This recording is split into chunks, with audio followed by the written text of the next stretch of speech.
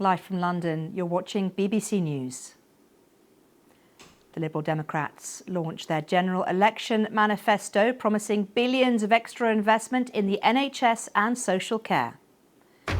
Labour pledges to create 100,000 new childcare places in England's primary schools. The Conservatives promise to recruit an extra 8,000 neighbourhood police officers over the next 3 years if they're re-elected. And tributes to the much-loved television presenter Michael Mosley after his body is found on a Greek island.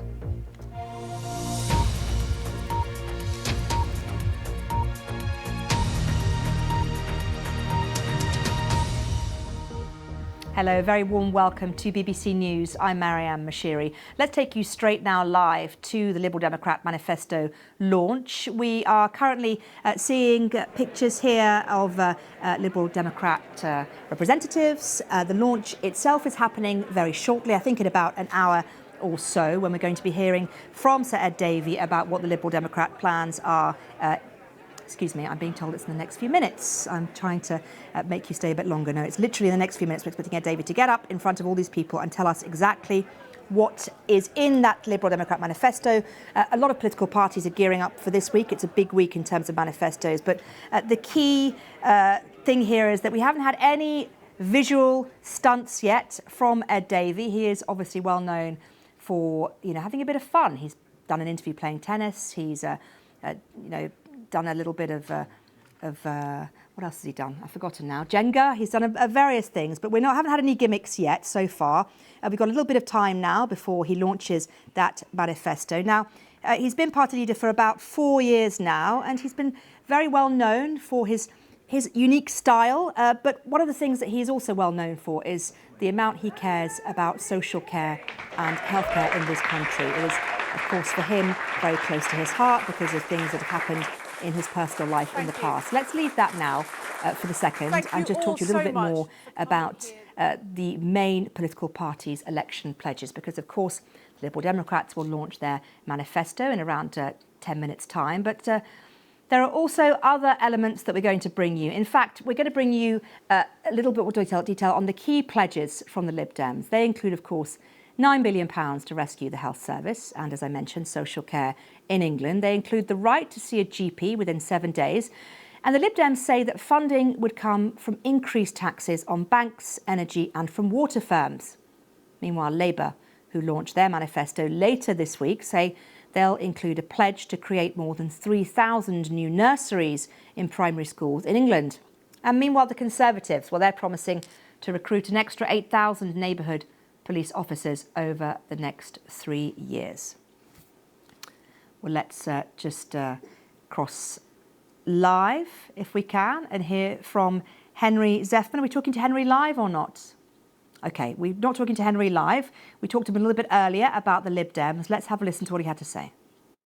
It's been a campaign of stunts. It began with him falling off a paddleboard in the Lake District, and then he was drumming on an exercise ball and all sorts of other things. I think there was a large Jenga block. I'm actually racking my brains to remember because they're all slightly merging into one. But the interesting thing, of course, taking an interview while playing tennis. I certainly couldn't have done that. I'm rubbish at tennis. But the thing that Ed Davey has managed to do is use the stunts to illustrate a broader picture, I think, about his personality. Because despite having been around in politics for more than 25 years, he was elected as an MP in 1997, and despite having been the Liberal Democrat leader since 2020, I think a lot of people won't know a lot about him. And what he's tried to do via these stunts, I think, is introduce himself to the public, earn a hearing, and then start talking about things that matter to him. And he's talked a lot about his own personal experience of being a carer.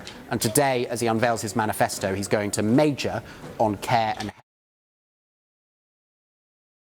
on improving our education system and providing. Let's cross live now to listen to what Ed Davey is saying about the Lib Dem manifesto. Munira, I'm so proud to call you a colleague and a friend. Thank you.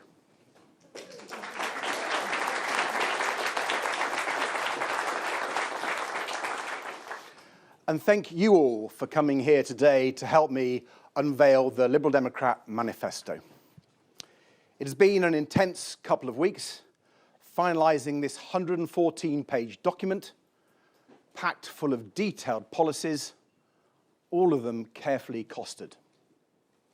Now, of course, I've needed the occasional break, but when I asked my campaign team to find the odd activity to help me unwind, I had no idea what I was letting myself in for. It has been quite something to be told by my team that I've become a bit of a meme on social media. And can I just say to those who have suggested that my next campaign stop should be wrestling a crocodile or being fired out of a cannon, please stop giving my campaign team these ideas. They really don't need any encouragement, believe me.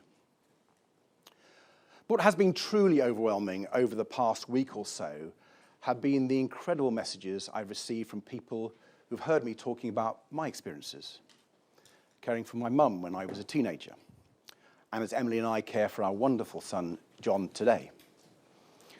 Really humbling messages from people across the political spectrum and outside of politics altogether, welcoming our focus on care and carers.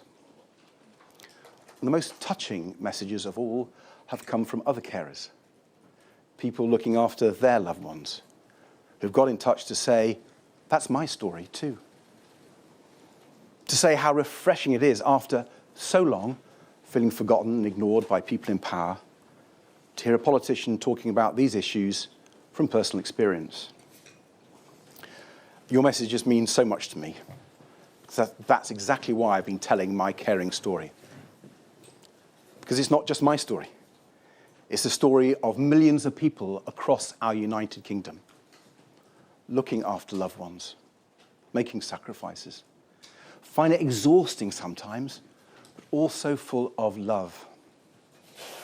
Caring has been in the shadows for far too long, and I'm proud that as a party, we have brought it into the light.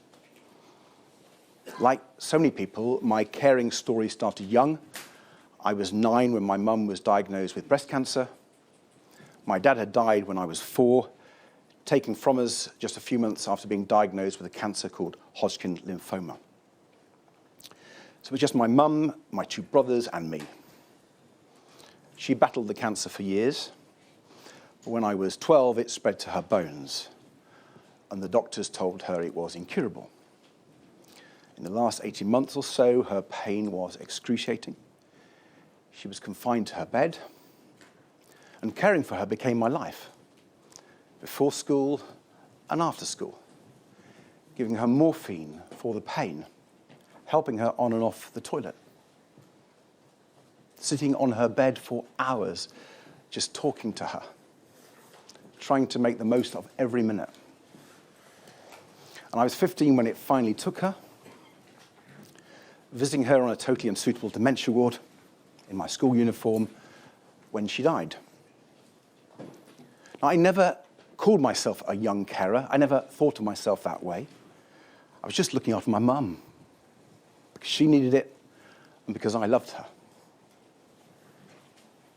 And in these last few years, I've been privileged to meet many young carers from all over the country, and I hear the same thing from them. Now, all of their stories are very different, and yet, in so many ways, they are also the same. Whether it was the young woman who told me how hard it had been to concentrate at school after nights spent looking after her dad, or the girl who said she sometimes feels like nothing but a carer. I know how that can feel. And similarly, when I speak to parents looking after disabled children, or people caring for a parent or a partner who is ill or frail, I hear echoes of my own experiences caring for John. How close it makes you. What a special bond you share. But also how relentless it can feel. Physical challenges, the lack of a break, all the paperwork, the appointments, the phone calls, how often it can feel like no one understands. And how much of a difference just a little extra support can make. And these are the experiences that we must bring out of the shadows. Because the truth is that unless we properly value care, unless we properly support carers, we will never be able to fix the crisis in our NHS or get our economy back on track. And that's why I'm so proud that the Liberal Democrats have put health and care at the heart of our campaign in this general election, and at the heart of our manifesto too. Because there is no doubt that both the NHS and care are in crisis. More than 6 million people stuck on hospital waiting lists. People are waiting hours in pain for an ambulance to arrive, or weeks to see a GP or an NHS dentist, if they can even find one. Tens of thousands of cancer patients are waiting months to start urgent treatment. Months! When every day could make all the difference. Hospital roofs are literally crumbling, and the Conservatives have broken their promise to build 40 new ones. Talk to anyone in the NHS and they will tell you a major cause of the crisis in our health service is the crisis in social care. Right now, there are thousands of people stuck in hospital beds well enough to be discharged but unable to leave because the care they need at home or in a care home simply isn't there. After years of Conservative chaos and neglect, the scale of the challenge is enormous. So our manifesto doesn't shy away from that. We are putting forward a bold, ambitious and fully costed plan to tackle the health and care crisis from top to bottom. This is a manifesto to save the NHS.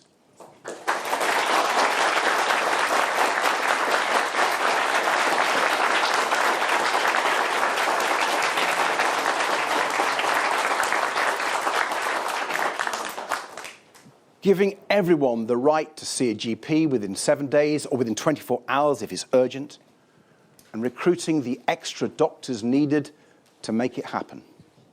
Improving access to dentists and pharmacists too, because we understand that if more people can get the early care they need locally, fewer people will end up in hospital in the first place. Giving cancer patients the care they deserve with a cast-iron guarantee that they will start treatment within 2 months. And investing in radiotherapy machines, in more cancer nurses, and in cancer research to find the next breakthrough treatments. Finally, treating mental health on an equal footing with physical health.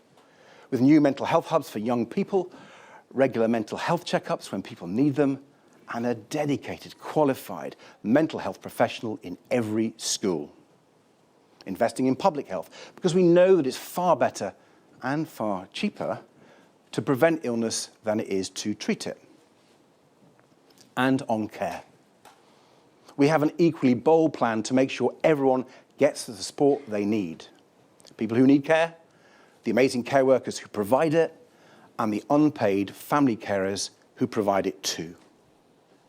So, we will introduce free personal care, embodying the same principles that underpin our NHS, where care is provided based on need, not on ability to pay. We will value care workers properly and help to fill the more than 150,000 vacancies in social care by introducing a new, higher minimum wage, especially for care workers, and setting up a new Royal College of Care Workers. And we will give family carers a fair deal, starting by overhauling the broken carers allowance system so that it provides real financial support to those who need it. Just imagine what this would all mean for people across our country. Instead of being stuck in an overcrowded hospital ward, thousands of people could come home to be cared for by their family, with both the professional carers and the financial support they need to make it work. We can transform cancer care and boost survival rates to among the best in the world. We can help people live more years of their lives in good health with all the benefits that that brings with it. We can make sure everyone can see a doctor or dentist locally when they need one, ending these appallingly long waiting times, taking the pressure off the rest of the NHS. We can get people off waiting lists and into work, getting our economy going strongly again too. save our NHS. We can fix the care crisis. We can give people a fair deal. Now, I know when you look at the state of the NHS and care today, this might all seem a long way off. And there's no doubt that it will take a lot of time and a lot of hard work to repair the terrible damage the Conservatives have done over so many years. But our manifesto sets out how it can be achieved. And Liberal Democrat candidates across the country are ready and able to work tirelessly to achieve it. So every vote for the Liberal Democrats at this election is a vote to elect a strong local champion who will fight every day for the NHS and care.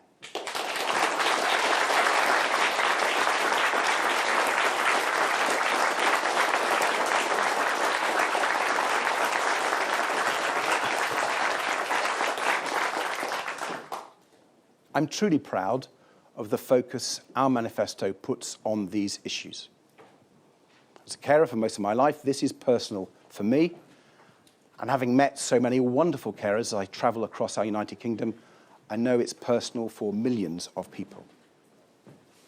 Let me just mention one other policy in our manifesto that means a lot to me personally.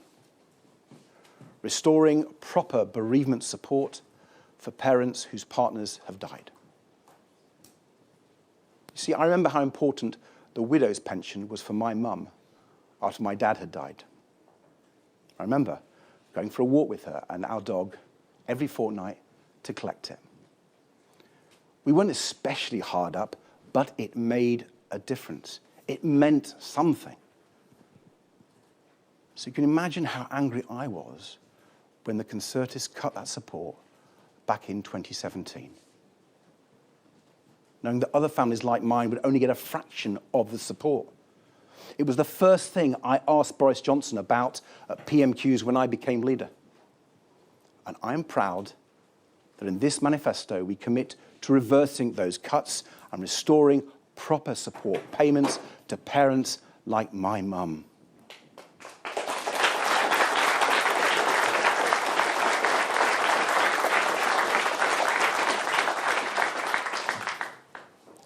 There's so much more I'm proud of in our manifesto. Our clear plan to end the scandal of raw sewage being dumped into our rivers and onto our beaches, and to hold the water companies to account for the damage they've done. Our policies to solve the cost of living crisis for the long term.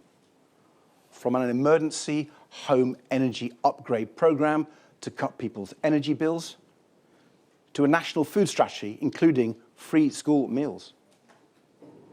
Our commitment to restoring proper community policing and guarantee that every burglary will be attended by the police and investigated, so that everyone can feel safe in their own homes and walking down their own streets. Fixing our broken relationship with Europe. Rebuilding the ties of trade and friendship. Boosting our economy and restoring Britain's role on the world stage.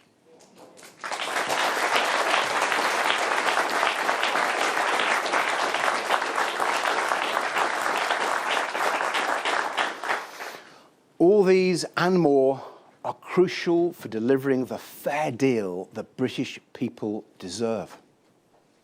And they are what every Liberal Democrat MP elected on the 4th of July will be fighting for in the next Parliament. But if we are truly to tackle the big challenges facing our country, from health to the environment, crime to the cost of living, there is one more part of our manifesto that is absolutely critical. Our policies to transform the nature of British politics itself. Ending first past the post and replacing it with fair votes through proportional representation.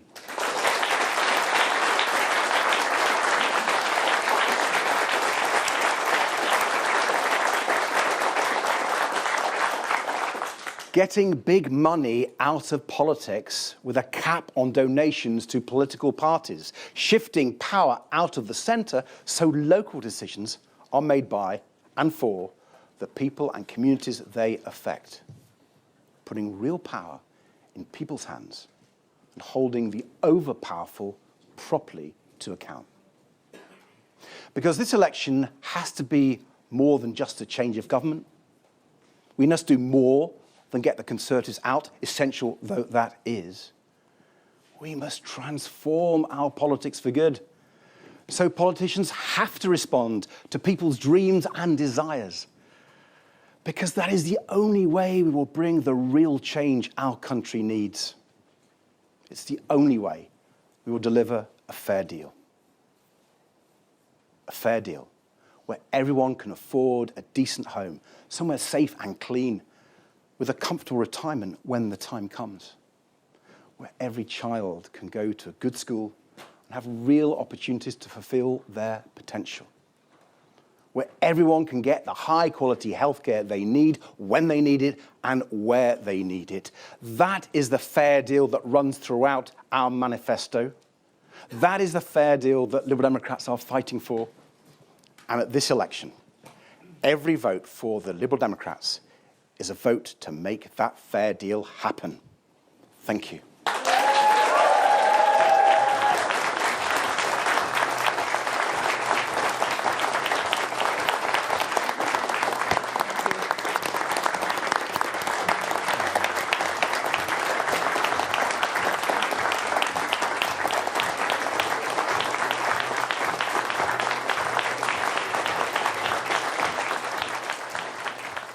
I think there might be some questions coming up. We'll go back to this, but there was Liberal Democrat leader Ed Davey unveiling his party's manifesto in London.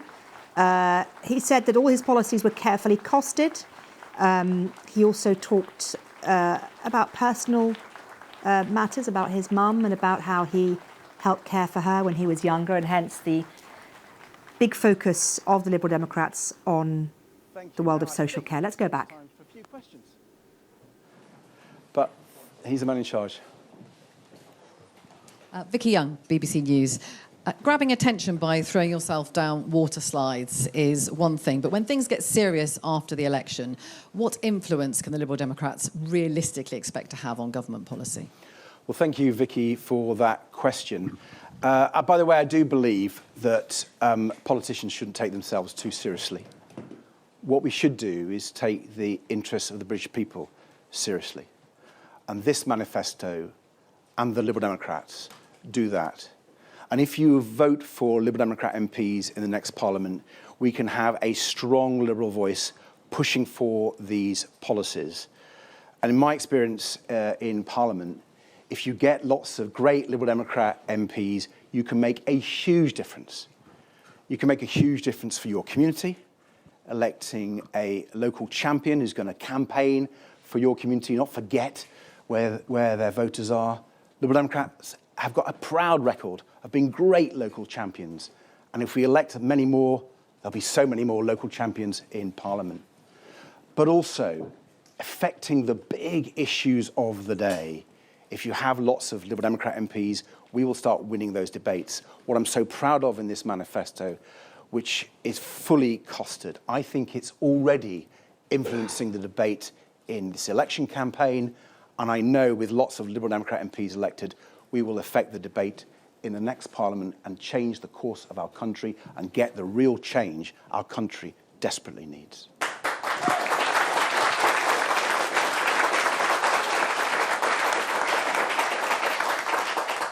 Hi, Chloe Keedy, ITV News. The last time the Liberal Democrats launched a manifesto stopping Brexit was front and centre. It isn't even mentioned in this one until page 112, the penultimate page, where you say that it is one of your party's objectives to rejoin the EU. Can you clarify for voters whether that is something you would seek to do in the next Parliament?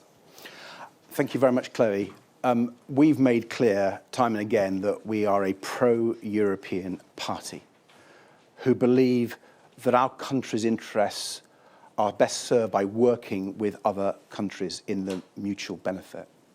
And as we say on that page, we believe in the long term, we need to be back at the heart of Europe. But we're being really clear that we're not going to pretend that's going to be easy. regrettably, the Conservative Party have so poisoned Britain's relationship with our nearest neighbours, our allies. They've undermined trust. And when I speak to European politicians, regrettably, they don't trust the United Kingdom anymore. And how sad is that? And so we've talked to people across the UK, listened to them on this issue. We've talked to people across Europe, particularly politicians, about what is achievable. And it's clearly going to have a step-by-step approach to rebuild that trust, rebuild that relationship. But I believe quite quickly you get a much better trade deal than the dreadful trade deal that Boris Johnson got. That would really help our economy, it would help small business exporting, it would help farmers, it would help fishermen, it would, I think, ultimately reduce prices in the shops. I think, getting a really good trade deal would be an absolute priority. Then, allowing young people to be more mobile across Europe. There are lots of things set out in the manifesto about how we could begin to rebuild that relationship, all going in a really clear direction. But it's going to take time, regrettably, because the Conservatives have done such damage.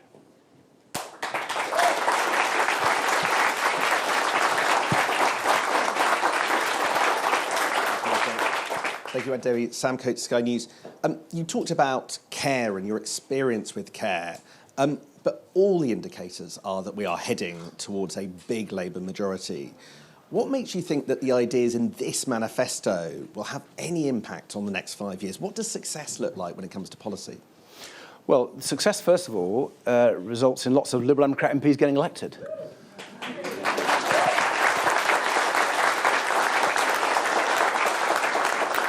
And I hope you don't mind, Sam, I want the British people to take a chance on us, right? And I want them to see that we've got great ideas, great candidates, and the more of us they vote for, the more we can get real change. Because we are the party really offering change, whether it's on the political system or on health and care. We have the most ambitious health and care package of any party. And what I'd say to anyone in any other party, just look at this. Look at how we're paying for it, look at how we've costed it, look at the detail, and talk to people in the health service and in care. Because I've done, and they really like these ideas. They think they add up, and they think they would make a huge difference, whether it's investing in primary care, GPs, NHS dentists, community pharmacists, so people don't have to go to hospital, or investing in care, whether it's formal social care or family care, so people can come out of hospital more quickly or don't end up going to hospital so much. This is a way which could transform it. And the reason why I think others will start looking at this idea seriously is because it's right, because it's well thought through. And you know what? I'm hoping someone's going to ask me about the costings in a minute, because I've gone through, I've gone through the detail, and we're really, really cautious because in these costings, we haven't done what some of the experts have advised us to do, which is to include the savings we'll get. So, free personal care, according to the Institute of Public Policy Research, by the end of the decade, will be reaping possibly up to £3 billion a year in savings to the NHS. We haven't included that in our costings because we're being cautious. But what it does show to the next Parliament, MPs of all parties, that you take this approach and we can save our NHS. I mean, that's so important. I am sick and tired of Tory MPs sort of saying they've sorted it out and then meeting people across the country who can't get a GP appointment, who've waited for hours for an ambulance, who can't find an NHS dentist. There was an NHS dentist in my constituency in Chessington who told me when I went to visit them that they'd had to look after a pregnant woman from Cornwall who couldn't find an NHS dentist except in Chessington. This is the state of our NHS under the Tories, and we are going to reform it, and we have the ideas, and elections should be about ideas, and we've got the best ones.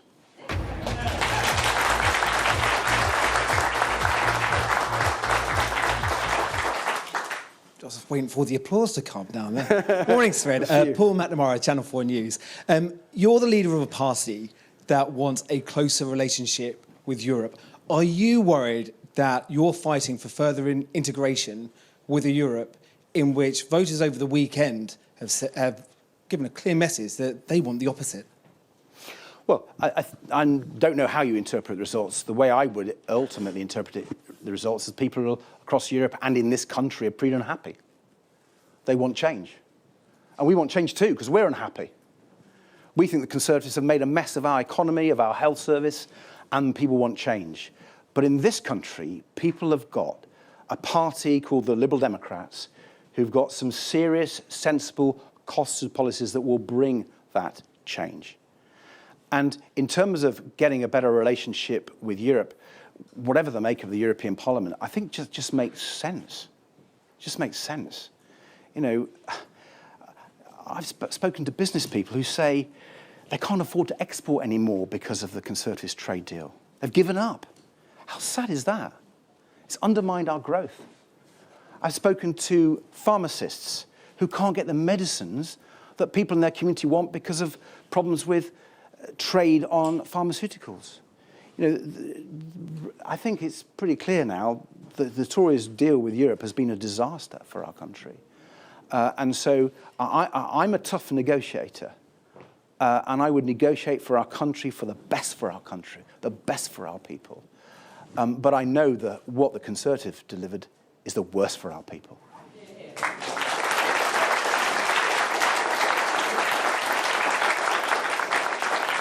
Hi, it's Peter Walker from the Guardian. Sorry, I'm trying to not drop my laptop as I stand up. The policy that came out overnight about the idea of reforming capital gains tax. And I guess there's a question in two parts. Is this in some way a kind of challenge to other parties to have tax plans which you think would actually work? And it's essentially because it's targeting mainly wealthier people. It's kind of almost a wealth tax. Is that slightly a challenge to Labour to try and potentially do something on that too? Thank you, Peter. Listen, our whole manifesto is a challenge to other parties, whether it's on healthcare, whether it's on tax, whether it's making your numbers stand up. You know, one of the reasons why we've costed this really, really carefully and show where we can get the money, because I think voters are disillusioned. I think they don't trust politicians or political parties anymore. And, you know, part of our attempt over the last few years, listening to people, trying to understand them, making sure they know that we will represent their community with strong local champions, is all about rebuilding that trust. One of the reasons why we want to reform our broken political system is to rebuild that trust. And the Costa Manifesto is about that. And the CGT issue, we think, it is only right that the very, very, very wealthiest in our country pay more tax. The CGT system at the moment is unfair for some of the people who pay it. And so our reforms would actually reduce the capital gains tax bills paid by most of the people who pay capital gains tax at the moment. We're bringing in a higher allowance. Crucially, we're bringing an inflation indexation allowance. We're going to have a small business relief. So a lot of people who currently pay capital gains tax and the Tories wouldn't pay it under these proposals. But the Tories are letting off from paying CGT, the right level of CGT, people who are really, really wealthy. We're talking about billionaires, we're talking about multi-millionaires. And they're paying a lower rate of tax on their capital gains than many of the people they employ are paying an income tax. That is just unfair. And when our public services are crying out for money, our health service, our schools, our police force, we've got to find the money from somewhere. And the Conservatives have increased taxes on ordinary people, ordinary families, pensioners, so much. So, I mean, to record levels. The Tories are the party of tax risers, right? And they have increased taxes so much that in a cost of living crisis, we're not going to do that. But I have to say, the 0.1% of people who would pay this higher corporation taxes, let's be clear, if you get over £100,000 a year in capital gains, over £100,000 a year in capital gains, you pay 45% on those capital gains. That's what we're talking about. And I think they should. Other people who are earning income above that pay that rate. Why shouldn't people getting capital gains just because they're billionaires? Why are they excluded from paying their fair share of tax? So, I think it's the right thing to do. It ensures we make our numbers up. I'm very happy to take people through the details. I sort of already started doing that, haven't I? Sorry, I'm geeking out now. But I think it's a reform that is desperately needed.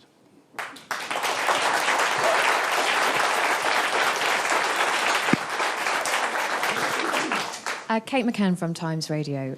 You want to talk about costings, so let's talk about some specifics. I've had quick flick through this manifesto. You want to end the two-child benefit limit. How will you pay for that? You're promising to double statutory maternity and paternity pay to £350 a week. How will you pay for that? How will you pay compensation to women over pensions, the WASPy women? Where will the cash come from for that? Those are just a few things. There are many, many more. And what do you say directly to the IFS who say that you will not be able to raise some of the billions of pounds that you say you will, that it's unrealistic? Well, thank you for your question, Kate. I'm happy to take everyone through these, and our team are. We've worked on these for quite some time now, using the best sources for our figures we possibly could, including the IFS, actually, in some places. I'm really happy to meet the IFS and take them through our figures. That's not a problem. And if you look at the costings document, which I think is now available, someone can tell me, is it available online? We're not hiding it. You can see all the figures and all the answers to your questions. Essentially what we're doing is raising taxes mainly on the big banks, the oil and gas companies, the social media giants and also the likes of Google and Amazon, the 0.1% wealthiest people I just talked about. So all that tax revenue is set out there, and we're spending it, I think, wisely. We're often spending it in areas that would save money in the longer term, which is good housekeeping. We've not seen that for many years. So I think when you see that costing document, hopefully all your questions will be answered. If they're not, please come back to us, because we really want to make this a big point in this election, frankly. We think there are political parties out there who are really not telling the truth about how they're funding their policies. And I think we need to expose that. And I'm happy to take the IFS through it. Yeah.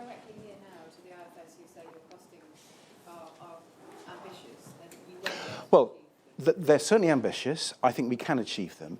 And one of the reasons why I think we can achieve them is in every area. Take capital gains tax, for example. If you look to the numbers of what the various experts say we would raise from our policies, the numbers are higher than what we've put in our costings, because we've taken account of behavioural change. And in a number of areas, we've deliberately done that to be very cautious on our costings. And I will challenge anyone, particularly in the other parties, about whether they've had the cautious approach that we've taken. Chris Hope, GB News, Davey. This is a detailed manifesto, no question. But what's the point of voting for the Liberal Democrats when you're not going to win? Your best get is maybe 50 MPs when Labour are going to storm to victory, according to the polls. And just on Brexit, the goal here is single market, rejoining that. When will that happen by? And is the ultimate goal rejoining the European Union? Well, thank you, Chris. If you vote Liberal Democrat, you get lots of local Liberal Democrat champions as your MP.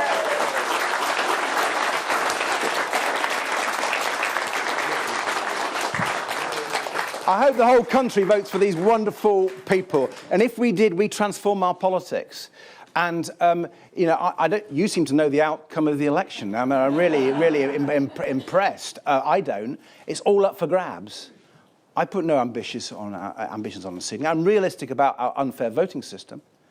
And so I have said throughout this campaign that there are many parts of the country where only a vote for the Liberal Democrats can beat the Conservatives. Across the blue wall in the home counties, I'll take you through all the home counties, you know, Hampshire and Hertfordshire, Surrey and Sussex, Oxford and Cambridgeshire. Have I missed out a few places where we're going to win? I'm sure we have. So the blue wall, we're going to smash that down and take lots of seats off the Conservatives. In the West Country, where, you know, we've been strong in the past, we're coming back in the West Country. And there are parts of Greater Manchester, rural mid-Wales, parts of Scotland we're going to take on the SNP, parts of Yorkshire. You know, we actually are the only ones who can beat the Conservatives in so many seats. So what's been exciting about this election campaign is when people have heard from us, and I really hope they hear about these policies, particularly our plan to rescue our NHS today. When they hear them and they see our great champions, they'll come and back us. And if you back the Liberal Democrats on the 4th of July, yes, you'll get a local champion, but you'll get people who are going to go into Parliament to fight for real change, to sort out the sewage scandal. So the Liberal Democrats were the first to raise that. I haven't heard much from other parties. So you want to sort out the sewage scandal, vote Liberal Democrat.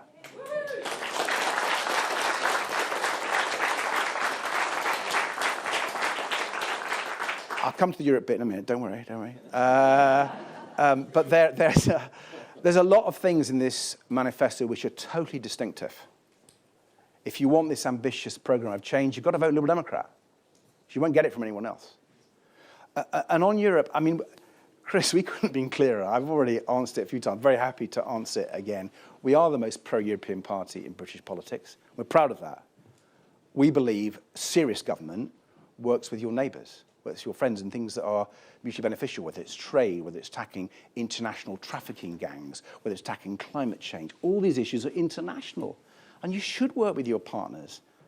And, you know, the fact that Conservatives won't is a betrayal of our country. I'm proud of our country. I'm a patriot. And there are some people in the Conservative Party who have undermined my country, our country. And that, I get angry about that. That's wrong. They've misled people. So no, you can't have a time, I'm afraid. That's just being frank with you, because you've got to rebuild that relationship. It's going to take time, unfortunately, but it is going to take time. We've got to take the British people with us. We've got to show the benefits, and we will do that.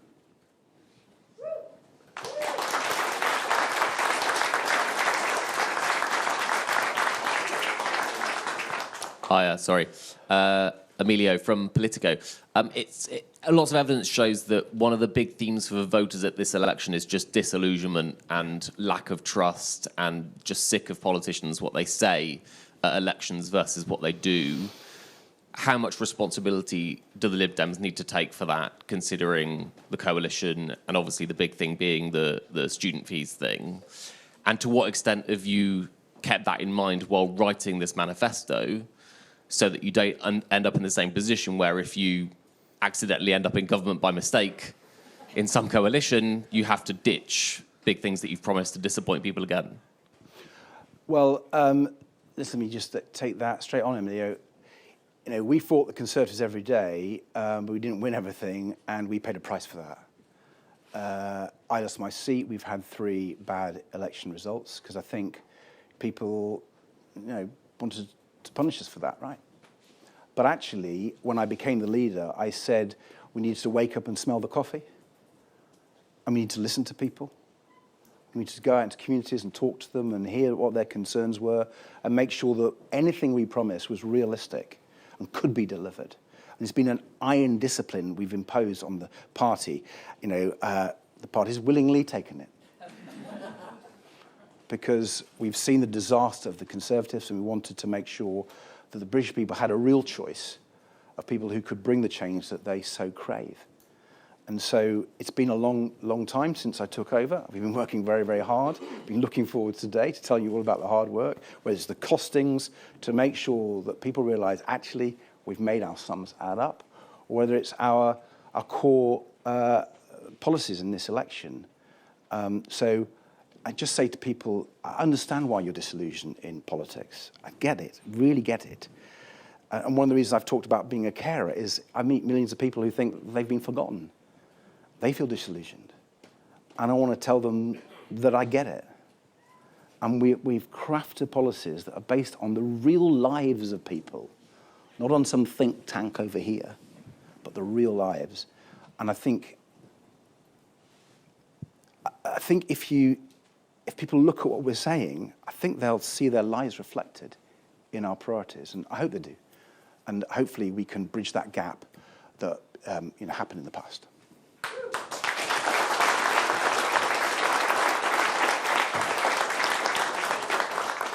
Will Durham with PA. We've spoken a lot about tax, and there's a lot in there, whether that's to aviation and the reforms around that, but also the capital gains tax. You're all targeting voters in the blue wall who might work in the city. Is this going to harm that vote at all? Well, the vast majority of people who pay capital gains tax are going to get a tax cut. So, it's not that I ever take leaves out of the Conservative book, because we have ours properly costed, right? But this is a tax cut for the vast majority of them. So I think, when they read the detail, I'm sure everyone's going to set out all the detail. The fact that we've got an increased allowance for people, that we've got a small business relief, that we're introducing a new inflation allowance, which will take away the capital gain for most people, because a lot of it's inflation, if you take that away, as it used to happen, it will mean that huge numbers of people who currently pay capital gains tax won't pay it. Let's remember, only 0.9% of people pay capital gains tax at the moment. So over 99% of people don't pay capital gains tax. But of those 1% who do, or 0.9% who do, most of them will get a tax cut. And really happy to take you through the figures. We thought about it a long time, take a lot of advice from people. We think it's the right way, the fair way to raise the money that we need for our public services. I'm worried about our voters in the blue wall, and I want to make sure they know, through people like yourself, they're getting a CGT tax cut.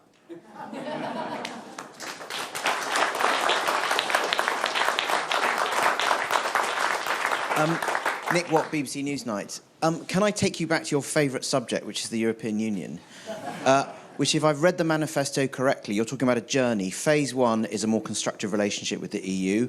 Another phase is single market membership, and another phase eventually could be that we rejoin. That seems to suggest that you take us into the economic architecture, the single market, before going into the political architecture, which is membership. I thought your view was always there's no point in separating the two. Because you know what single membership market means. It means accepting free movement. It means accepting rules. It means being a rule taker. So are you saying that we would go into the single market as a rule taker before we have a chance of being a rule maker as a member? Well, thank you very much for that question, because it enables me to clarify a little bit more for you and the viewers. First of all, you were getting a little bit ahead of yourself. This is going to take time. And actually, we've got 4 steps that we've set out, 4 stages, before we can get into the single market. And that could take some time. I don't know how long that will be. And it will start not with a trade deal based on the single market, but a trade deal based on what the European Union and ourselves can agree, which would be way better than the disastrous deal that Johnson agreed to. So we can get quite a lot of benefits to start off with. But on your point on rule taker, we're a rule taker now. We're a rule taker now. You know, the Conservatives tried to make out that, you know, they'd somehow got out of that. They hadn't. You know, not for once, they've not quite told the full truth. And so, you know, I think our approach would actually give us much more influence than the Conservatives have had. The Conservatives have got no influence whatsoever. We'd be far more influential. We take it in a carefully thoughtful way, because I think that's the only way we'll build back their trust. And you know, you mentioned free movement. We're actually quite keen the proposal that's been discussed about 18 to 30-year-olds. You know, our young people should have some freedom. Our young people should have some freedom. And that's set out in the manifesto as one of our steps to building back the relationship.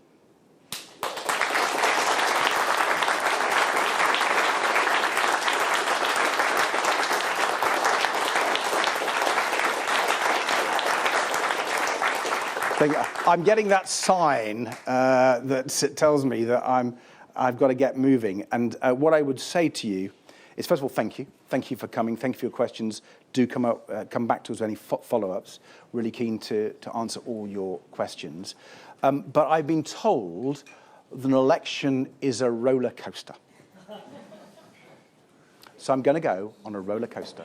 Thank you. I mean, do we think he's literally going to be heading over to a roller coaster? And if so, which one? There are so many in the UK. There's Alton Towers, Thorpe Park, Chessington, to name a few.